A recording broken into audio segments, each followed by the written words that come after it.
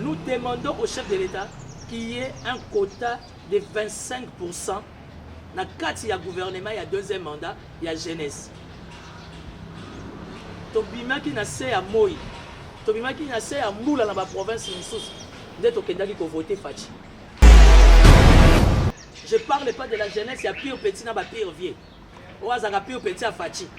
Il y a pire petit, il y a Jean-Pierre Bemba. Il y a pire petit, il y a Vital Kamerhe. Non. Ici, nous parlons d'une jeunesse choisie par la jeunesse.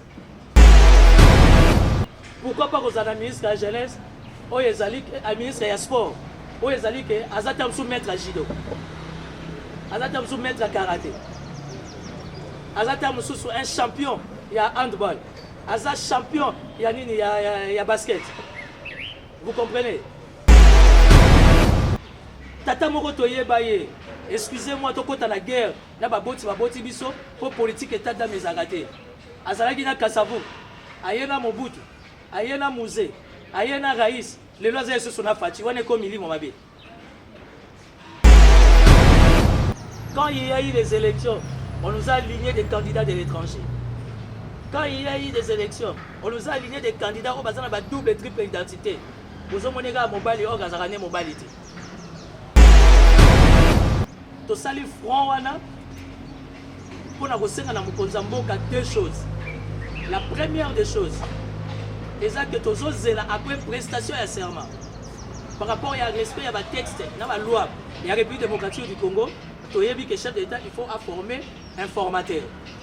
Et nous attendons que l'informateur a eu une couche à jeunesse. Madame Rachou, nous avons besoin d'un sursaut patriotique. Tokutani na yo na ba province belé no kendara musala no na pe na kema kamnanga ya politique. Esengoto ndeko voyager na kimia. Esem.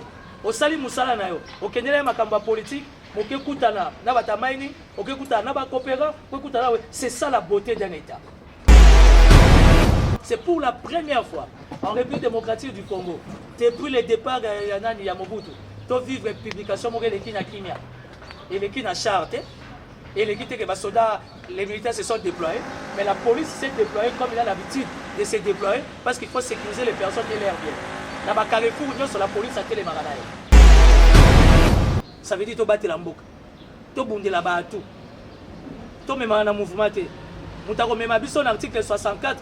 Félicitations à droit naé, mais ayana on a ba naé. Tant que moni ba na x y baza naé. Biso beto ko yebisa ba na biso bon. Et ça intérêt mboka to sa nini. Au nom de la jeunesse to bima. Mais tant que ton moni ba na yoté, article 64, tu peux garder ça dans ton armoire ou dans ta poche. Bah on peut pas soutenir biso to zawana. Nous sommes au plus 243 97 433 99 99. Nous sommes au plus 243 97 433 99 99.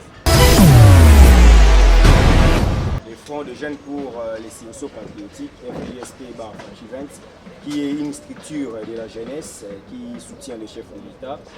Cette structure avait déjà commencé à soutenir le chef de l'État depuis la campagne électorale pour sa réélection. Et aujourd'hui, c'est le tout premier point de presse allant dans le sens où nous devons annoncer officiellement que la jeunesse est derrière le chef de l'État. Comme vous le savez, c'est à 90% de la jeunesse qui a voté le chef de l'État pour qu'il soit réélu président de la République en République démocratique du Congo. Sur ce, l'initiateur s'appelle Timothée Lenoir Efika, que vous connaissez. Il va tenir ses points de presse en guise de vous mettre au parfum de ce qui est prévu, notamment les consultations qui seront tenues du 18 au 19. Donc, dans son speech, il va nous expliquer. Et puis, après le message du fond, nous allons céder la place aux actualités. Donc, vous allez poser toutes les questions et entrer à l'actualité. C'est ainsi qu'on va vous répondre pour mettre au parfum. Une demande seulement, que travaillons dans la confraternité pour que cela soit une réussite. Merci et je passe la parole à hôte de la journée. Je suis monsieur Lenoir Efika Timothée. Je me suis surnommé l'homme du désarmement. C'est pour des raisons spirituelles. Les amis m'appellent Koimobal et Lombe. Et entre les amis dans les milieux politiques, ils m'ont surnommé les paraclés des Fachi. Si je vous ai invité, c'est pour que la presse et moi, ou encore la presse et nous ayons le temps d'échanger. Mais je crois que notre discussion se passera en frangala. Quand je dis frangala, vous comprenez. Pour ne pas dire lingala facile. Ça veut dire français, lingala. Donc je suis entièrement à votre disposition par rapport à ces mots que Ndaï Nagoyebi Sabino n'a pas réaction à Bino. Directement, d'abord je commence par formuler mes vœux les meilleurs. Il y a 2024, c'est une année nouvelle qu'on a commencé. Et Namukola Lelo samedi le 40e. Le 13. Lelo samedi le 13. Et les 13 déjà c'est significatif. Les amis et moi, on avait jugé bon de communier avec vous la presse. Raison, il y a communication, il y a biso et l'ongona bino et zanine. Depuis la campagne, rendre effectif, à partir il y a comment vous appelez, il y a publication provisoire, il y a cours constitutionnel le 31 décembre 2023. Alors, il nous a eu une idée. Il y a qu'on vendre entre jeunes, il y a qu'on créer les fronts de jeunes pour les sursauts patriotiques.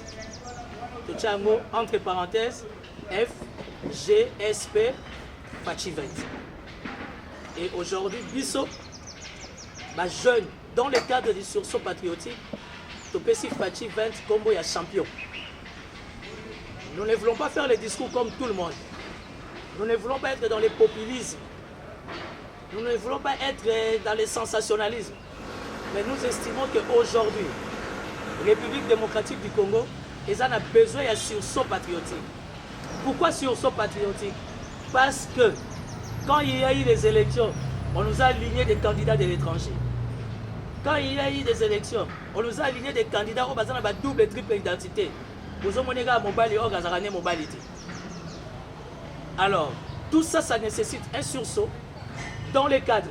Il y a quoi accompagner champion Nabiso qui à 90%, Bisso jeunesse congolaise, d'une manière générale, on a voté Fachi. Et le front de jeunes pour les sursauts patriotiques, FGSP, bar Fachi 20,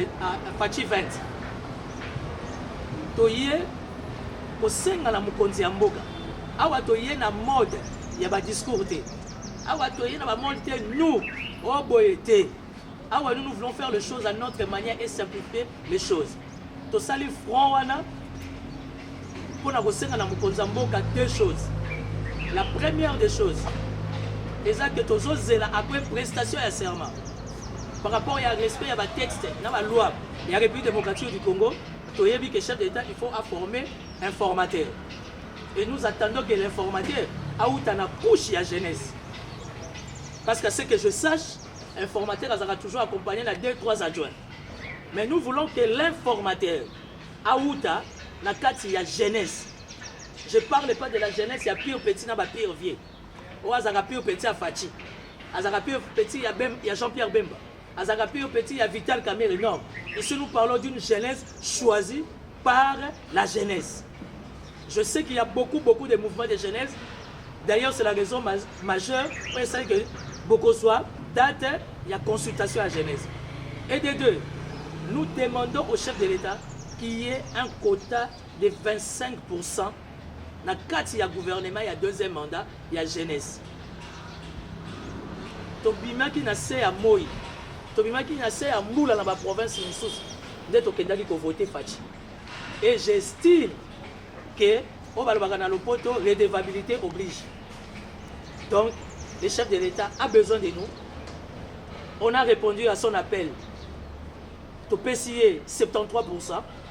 Et Bissopé, tout ça c'est dans la Mukonzamboka. Et que 25% est à côté de la jeunesse, ils allaient respecter. Ceux qui ont maman, ils allaient respecter. Ceux qui ont des personnes vivant avec handicap, ils ont respecté. Pourquoi pas la jeunesse dans son entièreté, ils ont la paix représentée. Ça veut dire, si au conditionnel, nous aurons 45, nous aurons 50 ministres, mais et ça l'a été, tous à la terre, 10, 15 ministres, où ils ont jeunes, il y a toute tendance profonde.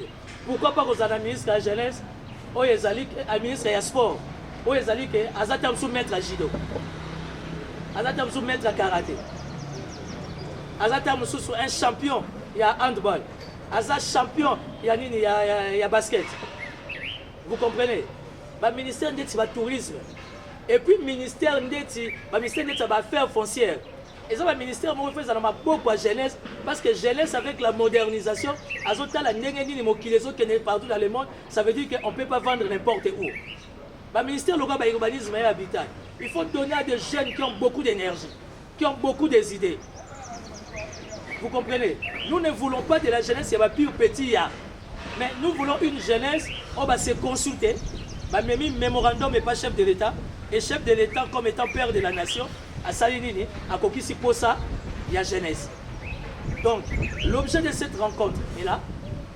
Je n'ai pas besoin de me répéter les mots. Pour votre information, il y a eu création, il y a front de jeunes pour les sursauts patriotiques. FGSP, Fachivet en sigle. Pour retourner à ce statut règlement, oui. Nous avons déjà un corps juridique qui travaille sur ça. Nous avons déjà un corps administratif au bas après, c'est la base juridique, c'est ça, pour ton compte à la légalisation. Mais ton côté de mon esprit à jeunesse, tu as déjà qu'on s'annonce que tu as. Nous avons que tu as. Le service de sécurité, que tu as. Politique à la République démocratique du Congo, il y a des jeunes bazar. Tu y es, et tu y es, et tu y es. Tu es pour un champion à Bissau. Je vais chuter. Fachi a besoin des idées. Fachi champion a besoin des hommes. Nous, le Front des jeunes pour les sursauts patriotiques, nous avons des idées pour mettre à disposition du chef et nous avons des hommes. Nous sommes les hommes, nous sommes là. On ne peut pas accepter en plein 21e siècle, 3e millénaire, Tata Moro Toye Baye, excusez-moi, toko ta la guerre, na baboti biso, pour politique et tata mes agaté. Azalagi na Kasavu, ayena Mobutu, ayena Musée, ayena Raïs, les lois et ce na Fachi, wane ko mili momabe. Et ça, batu musu bazana fonction en boko depuis na zaga na coupé. Tina komi na CEO, tina komi na Silisi, tina komi na université, tina bandi vie professionnelle. 21 ans dans les milieux politiques, tata wana zalaka en fonction. Ça veut dire que nous ne donnons pas la chance à notre République. Étant un État démocratique, au nom de la démocratie, il est permis aussi qu'aujourd'hui, la voix de la jeunesse est madame. Fachi a besoin des idées, il a besoin des hommes. Bisso, le Front des jeunes, pour les sursauts patriotiques, Toyeli Fachi, idée, et puis Omango, Bisso Yoptoza. Pour Toza gradué, Toza licencié, Toza coopérant, Toza chailleur, donc Bisso Nyoso, Toye. Voilà. C'était ça mon mot. Et là, je suis, ou encore nous le Front, nous sommes entièrement à votre disposition. Le mot avant Banda, s'est dévoilé. Au milieu des années, nous allons casser la baille, nous allons casser le le noir, jeune, oh, il y a la PS, les meilleurs vieux guerriers. Tu montais le noir avec Vital Kamere, tu montais le noir avec Ngobila. Dernièrement, Bengisa a dit que pas de presse Mongolia. Bakinois, au juste tu montais le noir des deux Yéba. Peut-être que mon salle n'a pas fait. Et comprendre que Baniatio, tu vas au final. Il y a un moment le lot du Mibimisa. Créer moi le nom de Boy. Fait le comme on est créé. Vous savez que dans un numéro logique, après publication un peu professionnelle, pour que le modèle mimi, pour que le modèle mimi fasse à PC cycle, est-ce que jeunesse ou l'os obéissent? Ils appellent la jeunesse, ou venant au tobi que n'est pas jeune comme elle va la tête. Mouvement ou encore conseil à jeunesse, j'estime, avec initiative, il y a front des jeunes pour les sursauts patriotiques, ils peuvent venir vers nous. Ils peuvent venir vers nous. Parce que rassemblement, on a des jeunes, on a des politiciens. Or, tu ne peux pas être hors jeu ou se retrouver dans la carte AG. Baya. Parce que dans notre niveau, il y a déjà un département qui travaille sur ça. La carte organisation, pour la rencontre pas en contact, il y a un mouvement sur les jeunes reconnu au niveau de la République. Raison pour laquelle, comme disait, comment on appelle, comme disait le modérateur, On a profité au travers la question à Madame Irachou pour dire que jeudi, le 18 janvier, dans CEPAS, il y a un rassemblement des jeunes. Oyo biso to beng ici. To beng ici rien que ma comité. Ça veut dire le comité des étudiants, le comité de jeunes entrepreneurs, le comité des mouvements associatifs, le comité des jeunes des partis politiques. Ça veut dire aujourd'hui, Olingo Lingate, notre front, ils ont soutenu évidemment le chef de l'État, notre champion, et puis Fachiaza, chef de l'État, il y a pouvoir. Fachiaza, chef de l'État, il y a tous les Congolais, y compris évidemment les opposants. Parce qu'à tous les opposants, à tous les pouvoir aux Anan, aux Aga Congolais. Alors, Bisso Bajen Toyanan.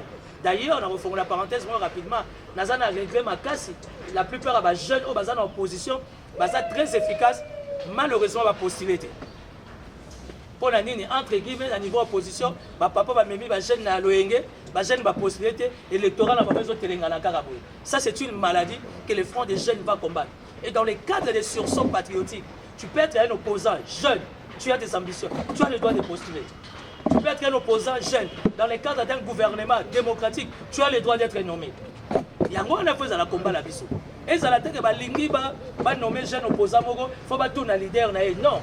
Le service à la République. On est accompagner mon candidat pour que jeune malgré qu'il est de l'opposition, mais il est dynamique. Pourquoi ne pas couper ses fonctions? C'est ça notre combat, madame. Alors, le vendredi 19 janvier, toujours à CEPAS, à partir, il y a évidemment 9h jusqu'à 16h. Nous invitons les comités. Il y a l'église des réveils. Le comité de l'église Kimbangiste. Il y a l'église des musulmans. Il y a l'église orthodoxe. Les mouvements citoyens. Comment vous appelez ça? Il y a le comité, il y a la jeunesse, il y a l'église Nabiso. Nous invitons aussi le comité association à Kwado. Association, il y a la maçon, il y a la maçonnerie. Tu es la religion. Nous sommes libre dans ma camoulaye. Mais le comité y a maçon batongaranda, comité y a menuisier, comité y a charpentier, comité y a vendeur ambulant. Vous voyez, parce que toute cette jeunesse là a constitué une force autour de Fachi pour que Fachi ait bénéficié de la deuxième mandat. Timothée Lenoir a pire petit en Gobila, Timothée Lenoir a pire petit à Vital Kamere, Timothée Lenoir a pire petit à Linguet, Timothée Lenoir a pire petit à Nani, comment vous appelez? Il y a Nicolas Kazali que j'aime beaucoup l'appeler tonton Nico. Timothée Lenoir a pire petit, il y a mon officier supérieur, ma patron de la sécurité. Au finish, Timothée Lenoir a pire petit à la République. Parce que Batouana a dirigé la République. Soko Lingo Kende, il faut Zalana Bango. Mais cela ne nous empêche pas, aux Zalana Bango, Bisso Beto a une initiative, Nabiso, où ils ont joué génération Nabiso. Parce qu'il faudra qu'on se le dise, notre génération est sacrifiée. Pourquoi ils ont sacrifié? Parce qu'on a tout le temps derrière la vie. Ok, demain, plutôt aujourd'hui, avec la vision des Fachi, avec l'état d'esprit de Moukonzamboka, Bisso jeunesse et toutes les couches, on peut être unis. Bisso Beto Zwanzela na Bisso, le plus important, c'est aider la République à aller de l'avant. Pensez-vous que votre opposition, toute jeunesse, opposition, vous avez ça la carte. Pourtant, vous avez ici jeunesse, vous avez ici la jeunesse, la jeunesse, autant de parti. Est-ce que vous avez pourtant vous avez quoi donc ça vous a opposé, quand nous sommes pas rose à la vie, il y a ça soutenir Fachi. Mais vous savez que la jeunesse, on a surtout, n'a pas pensé au opposant, n'a pas pensé au soutenir Fachi. Madame, comment dans le tant qu'on a besoin sa jeunesse, Kwado wana à l'opposant, mais par-dessus tout, Kwado wana za jeune, Kwado wana za congolais. Vous maîtrisez un moment parce que Nasuka il y a un problème. Et vous on commence même ceux qui tombent à la carte. Il y a comme ça Fati, il y a comme ça Mutumisu. Au sangi c'est il y a wana omoni, to sali consultation il y a 2 jours il y a jeunesse. Enfin il y a kolongola équivoque wana.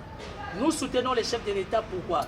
Tous soutenir Fachi 20 pourquoi? Parce que tous sommes conscients que composition il y a campagne ndenge sami ba candidat président. Mais ndele ba tele biso moi ba sende belé wana. Mais lelo souhait ya congolais nyonso. Na kati ya business na kati ya cop na ye eza kimia.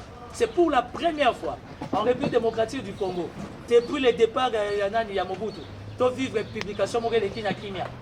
Et les qui na charte et les qui que ba soldats les militaires se sont déployés mais la police s'est déployée comme il a l'habitude de se déployer parce qu'il faut sécuriser les personnes et leurs biens. Na ba Carrefour nyonso la police a télé marana. Donc, nous avons un signe significatif. Nous avons la jeunesse et l'opposition. Nous avons la jeunesse et le pouvoir. J'estime que Bissonioso, tout ça, le président Moko, oyo ezalaki provisoire, cour constitutionnelle a confirmé, les 20 azo prêté serment, olingo lingate ozaka mwana ndako. Et l'obité que ceux qui papa a gagné papa paie sur punition, nda longwe papa. Donc, moi j'en appelle à une prise de conscience.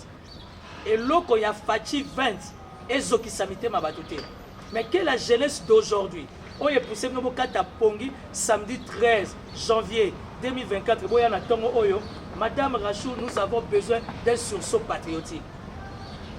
Tokutani na yo na ba province belé no kendara musala no na pe na kema kamnanga ya politique. Esengoto ndeko voyager na kimia. Esem. Osali musala na yo. Okendele makamba politique, moke kutana na batamaini, oke kutana na ba coopérant, ko kutana c'est ça la beauté d'un état. Et ce qui peut faire un état c'est la paix. Tolia que mais lupango za la clôturer. Vous comprenez? J'estime que même bandeko ya opposition o bazuite bazape na souci moko soka sali politique na moi na buto za na posani alala. Oh soki to ake na Israël tuna na Gaza ba to ndie kimi saka pongi. Surtout na ba âge na banga ba 60 70 wana. Na yebiso pongi kimi makamutako kende pe. Donc aujourd'hui au travers la politique il y a Fati 20 kimi ya Israël.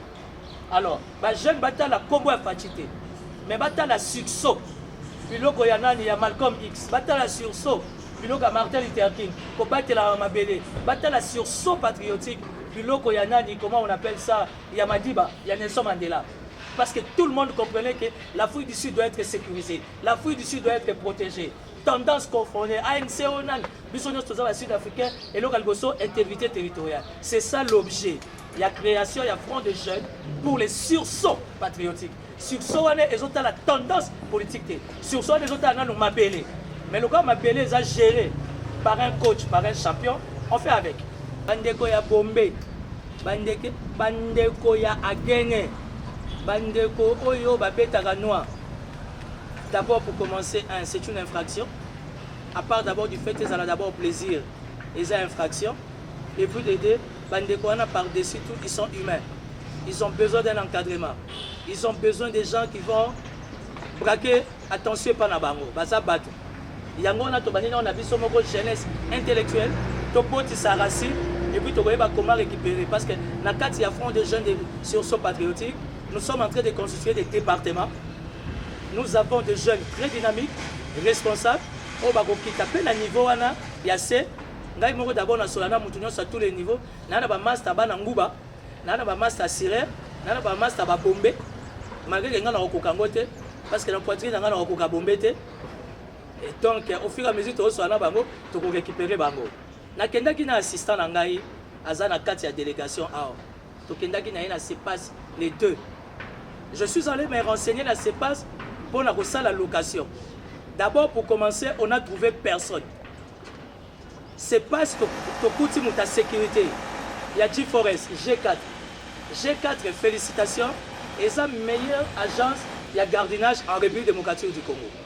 J'ai vu ça au Grand Katanga, j'ai vu ça dans Congo central, j'ai vu ça partout dans ma province. Donc, G-Forest, G4, et la meilleure agence, il y a gardiennage, il y a sécurité. Ayebi singai na assistant nanga. Alobi awa bato batenda congé na CEPAS. Aucun bureau ya CEPAS ezago. C'était le 2 janvier. Entre le 2 ou le 3 janvier, j'étais avec mon assistant Azana Katsa Groupa. Nzamba za lola zo mona biso. Alobi jamais awa mutu azo fonctionner. CEPAS a ko reprendre musala le 8 janvier.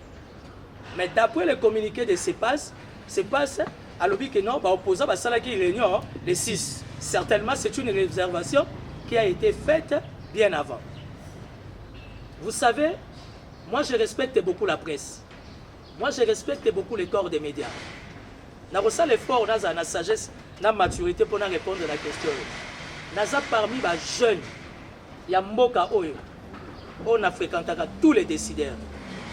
En commençant par les décideurs sécuritaires. Ce qui veut dire que nous avons informé dans ma Belé. Mais il y a l'élégance, il y a l'éthique, il y a la discipline, il y a le savoir-faire. Les questions sécuritaires, on ne les traite jamais devant caméra. Les services de sécurité ont besoin de journalistes, ont besoin de sirènes, ont besoin de Banangouba, dans tous les services de l'État. Il y a tous les services privés, les services à sécurité, parce que nous sommes un État. Nous devions être sécurisés et protégés. Si tu estimes que yo, on va entrer dans le service, on a besoin de la show de la télévision, qui ne sait pas que les opposants sont mécontents? Qui ne sait pas qu'à tout moment, les opposants peuvent boutiquer quelque chose? Je ne certifie pas. Mais qui ne sait pas aussi que nous sommes un État? Il faut tous la sécuriser dans le service, tous la protéger dans le service. Donc, si tu estimes au conditionnel que vous avez un service, vous êtes bien informé, il y a des canaux par excellence. Moi, j'ai fait la politique. Je suis dans les milieux des Nations Unies. Je suis dans les milieux d'accords diplomatiques. On reçoit information dans toute sa fraîcheur. Je suis quelqu'un qui communique. Moi, je ne suis pas journaliste, je suis leader d'opinion, analyste et politique. Je suis un grand influenceur.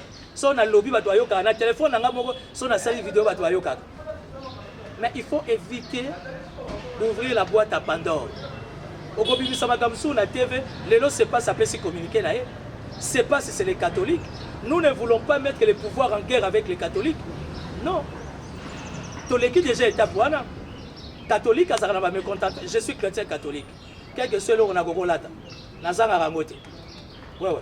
Mais la l'église a dadi, ba bengi singa na ye, na fukami dadi assemblée ngai. J'ai 3 pasteurs, malgré que je suis catholique, on va prier pour nanga. Pasteur Tambolukoki. Pasteur Soninde depuis na no bengaye, to so na téléphone man na oyamba te. E ba te kwa ni rockman akima ngai. Pasteur Soni Kafuta to so la bien na WhatsApp. Il me pose des questions, je réponds. Plusieurs fois, il pasteur Soni Kafuta yambanga. Obonde la ponanga ye monga lingaka te. Mbokele. Pasteur assemble la ponanga pasteur Tambolukoki. Pasteur Ami Bala assemble la ponanga c'est le pasteur Walesa. Malgré que je suis chrétien catholique. J'ai le privilège de tina ndaku ya kabundu Walesa. Encore nga mutami sumakasi. Tangu na ye na fukami na zu bénédiction, na zu susu mo eloko. Yange tambola bongo. Pasteur Ami Sato assemble la pona Timothée le nom bondi maté. C'est le général Christian Chiwoyo. Bolanda qui chef d'état-major général était sous Canada. Soka tcholo boko ozaki di bokoyi. Mais c'est quoi avantage à l'eno so tchelo boko, on y a tié lipambo li faut y a TP carburant et tambola bongo.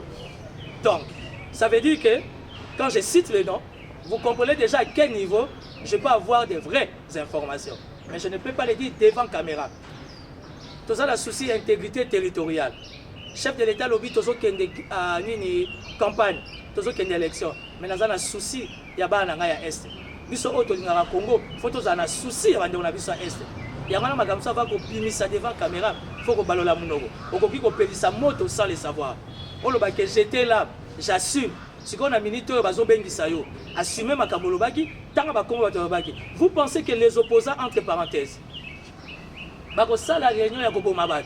Ça on a c'est pas en plein centre-ville, c'est pas ça voisin et affaires étrangères. Affaires étrangères institution à l'État, Soda Bazar. King Centre Batongi et pas Nicolas Kazad, policier Bazar.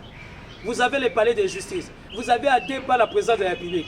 Des opposants, vous se réunir à 0 pas de la présidence de la République pour faire la réunion comment pour ma population. Et ça manque à maturité. Et ça manque à professionnalisme. Il y ne faut pas mélanger les genres. La respecter à Simba Congo. La respecter à Simba Krik. La respecter à Sala à Brique. Mais malheureusement, ce qui est bon, c'est qu'il y a une facilité, qu'il y a une inate, qu'il y a une formation morote, qu'il se retrouver dans la presse, allez-y comprendre les dégâts. Donc, justement, la jeunesse congolaise a toujours été manipulée. Tu as tout à fait raison. Les amis, aujourd'hui, nous disons non. Nous avons 50 ans. Nous avons 45. Nous avons 50 ans. Thomas Sankara était leader à quel âge? Martin Luther King, il était leader à quel âge? Malcolm X a mené son combat. Lumumba était premier ministre à quel âge? Aujourd'hui en France, il y a un premier ministre qui a 34 ans, qui a 36 ans. On peut dire tout ce qu'on peut dire, il est homo, bref, c'est sa vie privée. Mais nous, on a déjà plus de 40 ans. Ça veut dire qu'on peut changer les choses. Moi, j'ai fait un rêve. Et que Fatih a fléchi la demande de la jeunesse. Moi, j'ai fait un rêve. Comme Martin Luther King. On retrouve 7 à 10 ministres. Baouti la jeunesse nulle part. Au mot qu'il est évité, il peut rebooster les choses. Et c'est faisable. Voilà. Merci, monsieur le modérateur. Très chers amis de la presse, Bande Kolanga. pardon, Yabassi Amibali, merci d'avoir répondu à notre invitation. Ce qu'il faut éviter dans la vie, non? Ils sont jeunesse à l'élo, il y a 2024 et tous à nous. Parce que 2 vaut mieux que 1. Ce que vous avez donc, tu sengi bibino, merci. Tu peux bibino numéro et à contact. Bande de journalistes, vous faire traverser numéro à contact. Et ça appel normal, pour monter à la l'aise dans sa communication. Et ça appel à WhatsApp. D'ailleurs, que bata poto bazana ba mécontentement belé, bako benga bako finga, gloire à Dieu, tolinga ngo bongo. Ba on peut bako soutenir biso tozawana. Nous sommes au plus 243 97 433 99 99. Nous sommes au plus 243 97 433 99 99. Le Front de Jeunes pour les sursauts patriotiques, FGSP, Fachivet en cycle, organise ou encore appelle la jeunesse à 2 jours de consultation, de 10h à 16h. Donc, Moutalobaki, c'est pas ça qu'à 17h à Kossi, c'est pas ça qu'à 16h. De 10h à 16h. Jeudi 18 janvier, on va recevoir rien que le comité des étudiants, le comité des jeunes entrepreneurs, le comité des mouvements associatifs et le comité des jeunes des partis politiques. Vendredi 19 janvier, toujours à CEPAS, de 10h à 16h, on va faire violence. D'ici lundi, vous aurez encore la confirmation, il y a un message. S'il y a un changement, on a les moyens de bord pour se démerder, en fait, d'en faire encore une large diffusion pour qu'il y ait modification à programme. Mais quant à ça, le programme ne change pas. Vendredi 19 janvier, toujours à CEPAS, nous invitons le comité de jeunes des églises de réveil, l'église des musulmans, l'église des kimbanguistes, le Guado, les menuisiers, les maçons, les vendeurs ambulants, les églises des Noirs, l'église orthodoxe et les mouvements citoyens. Nous n'avons pas voulu que les mouvements citoyens n'aient pas parti pour dire au Koutana. Pour que il y a un mouvement citoyen qui vendredi, les jeunes ont parti politique qui jeudi. Et tout ça, c'est un comité de 5 au besoin. Ceux qui y a plus, tant mieux. Mais 5 et que ça la biso bien pour te vendre ensemble, que nous ayons le temps d'échanger, d'entrer encore en profondeur, parce que tout ne se dit pas devant la caméra au nom de la maturité et au nom du professionnalisme. Seuls les amateurs disent tout devant la caméra. Mais les professionnels ne vont jamais nier sur sa caméra. Donc, Front des jeunes pour les sursauts patriotiques, Tozanan. Mikolo, tu as un système Tozanan. Au moins, Bisso, Tozanan. Le roi champion à Zanan, Bisso Tozanan. Ça veut dire jeunesse, Tozanan. La carte à Rosalanan, il faut se retrouver dans le gouvernement. La carte à Rosalanan, il faut se retrouver et pas informateur. Parce que la qualité de l'informateur va définir la qualité du Premier ministre. La qualité du Premier ministre va définir la qualité de notre gouvernement. Et je remercie, nous remercions le ciel, parce que les champions Fatih 20, à l'objet le compteur est à 0. Ça veut dire rien n'est acquis pour Namoud. Tout peut arriver à tout le monde. Le plus important, c'est la République, hein? Autrement dit, la République. Donc, merci beaucoup pour votre invitation. Dès que vous répondre, je vais finir avec les numéros. Plus 243, plus 243, 97, 433, 99, 99. Image, il y a un gros plan. C'est le comité restreint provisoire. Je précise, c'est le comité restreint provisoire. Ça veut dire un leader vrai, un leader mature, à qui n'aura jamais émoko. Azara toujours accompagné par leader moussous. Il y a un équilibre ezali, ba maman peut bazali. Donc les a samedi, tous appelons ba maman à mabala, mais il va s'excuser ba qui peut ba papa na bala. Mais nous sommes une forte petite équipe nini restreinte bisoye. Ba monsieur balobi baza bata kundelungu, balobi faut baza à l'ombre. Donc le Front de jeunes pour les sursauts patriotiques, ce n'est pas seulement pour Kinshasa, c'est pour toutes les provinces. La 426 provinces. Gloire à Dieu, les amis de la diaspora se sont déjà manifestés. Donc, être aussi de sa consultation, de déposer mémorandum de la présidence, on va organiser encore un autre point de presse pour te faire Sabino, contact, il y a Batonabiso, il y a diaspora. oyo bakozala la France, Belgique, États-Unis, Afrique du Sud, Allemagne, parce que les sursauts patriotiques, c'est ça la clé. Il y a la République démocratique du Congo. Ça veut dire que tu bats la mboka. Tu bunde la batu. Tu mets un mouvement. Tu as même un article 64. Félicitations aux droits naé. Mais ayana on a ba naé. Tant que tu moni ba na X Y baza naé. Biso beto ko yebsa ba na biso bon. Et ça intérêt mboka to sa nini. Au nom de la jeunesse to bima. Mais tant que tu moni ba na yoté, article 64, tu peux garder ça dans ton armoire ou dans ta poche. Merci. Voilà.